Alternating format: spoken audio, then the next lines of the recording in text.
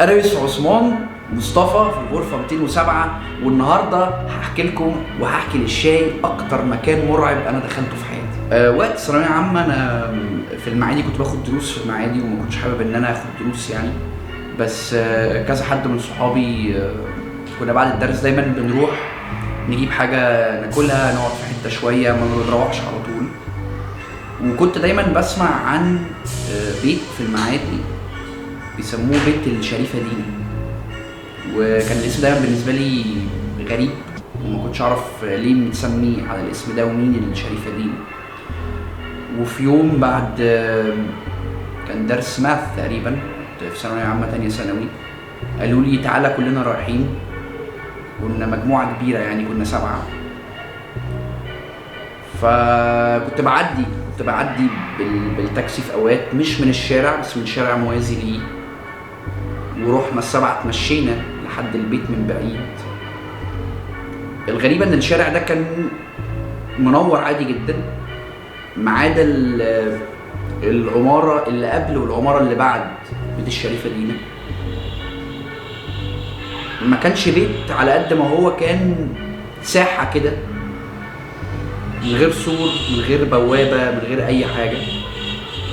وكان بيت من دورين او 3 ادوار، وفي سلم للخدامين اللي هو الحديد بتاع زمان ده. وانا رايح من بعيد لقيت كلاب صغيره كتيره واقفه في الساحه دي بتهوهو. وعادة الكلاب الصغيره هتلاقي امهم، هتلاقي حاجه، هتعرف الكلاب دي تجري ورا حاجه، لكن هم واقفين بيهوهوا لحد مش موجود. فقالوا لي تعالى ما تخافش تعالى، وكنت انا وواحد صاحبي خايفين يعني ان احنا مش لازم يا جماعه خلاص يعني. رحنا عند الساحه دي، وقفنا شويه. كان في الشجر القديم ده، الشجر زي الشجره اللي عند برج القاهره، الشجر الكبير ده اللي هو مفرع وفي من الفروع مغطيه حته من سطح البيت. فجينا نخش في مدخل من عند الشجره دي، وفي مدخل من الناحيه الثانيه. كان في ناس عايزه مننا ال7 3 تقريبا كانوا عايزين يلفوا من الناحيه الثانيه. قلت لهم بلا يا جماعه خلينا كلنا مع بعض. في الاخر راديو، طلعنا على سلم الخدامين ده، السلم الحديد ده، واحنا طالعين عليه اللي عمال يعلي صوته واللي عمال يتكلم واللي عمال يدبدب على السلم. ويا جماعه بلاش يا جماعه، انا بخاف من الحاجات دي، ما تعملوش كده.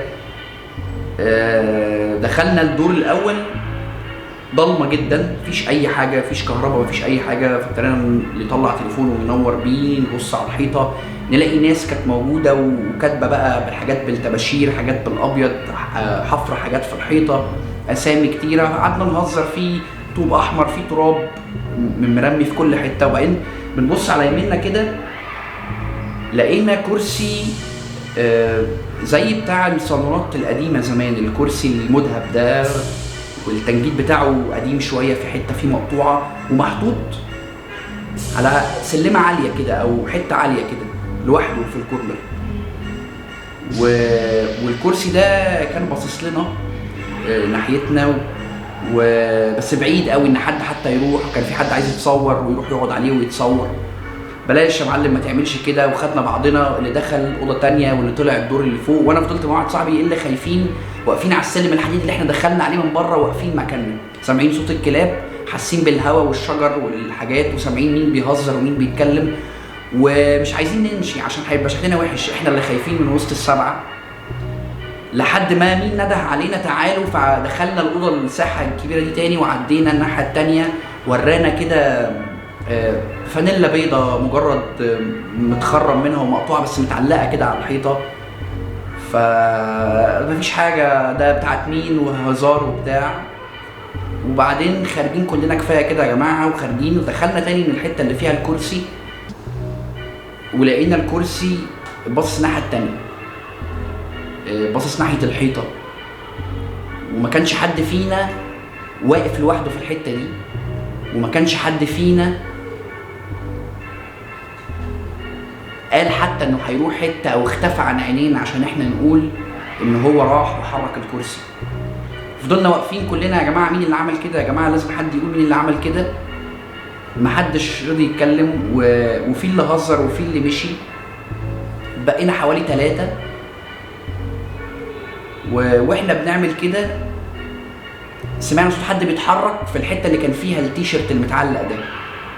انا جريت، انا طبعا جريت ونزلنا على السلم الحديد، ولقينا اول ما نزلنا من على السلم الحديد الكلاب الصغيره دي كلها طلعت تجري ورانا وتهوهو لحد ما طلعنا على اول الشارع.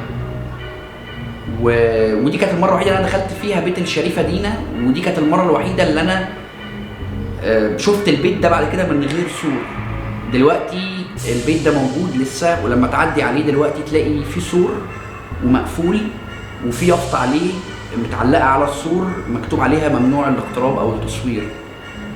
ودي مش مثلا منطقه عسكريه او حاجه انها تتقفل كده. فانا معرفش ايه اللي حصل ومعرفش اللي حصل يوميها ده كان ايه، بس انا يعني عرفت بعد كده ان الشريفه دينا دي كانت اميره اردنيه عايشه في المعادي، وسمعت انها ماتت في البيت.